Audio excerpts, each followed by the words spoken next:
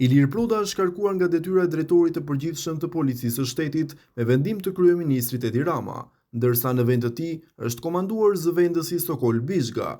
Largimi i tij vjen pas mos garantimit të sigurisë ndaj qytetarëve në protestën e Partisë Demokratike, por edhe në sfondin e hetimeve të thelluara nga struktura e posaçme kundër korrupsionit dhe krimit të organizuar, që prej muajsh po verifikon dyshime serioze ndaj Ilir Plodës, tashmë ish kryepolic.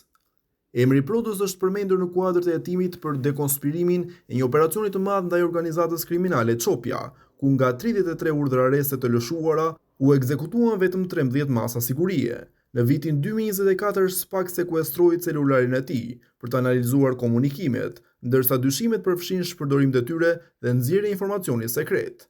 Gjithashtu në dosje përmendet dyshime për lidhje me Suel Çelën dhe grupin e troplinëve në Durrës, element të njohur të botës së krimit të organizuar.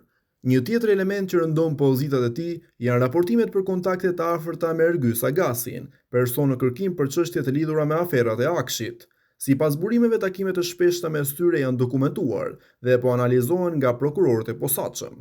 Nëse provat konsiderohen të mjaftueshme, nuk përjashtohet që ndaj Ilir Plodës të kërkohet mas sigurie arrest me burg, duke e vendosur atë në radhët e zyrtarëve të lartë që janë përballur me drejtësinë e re.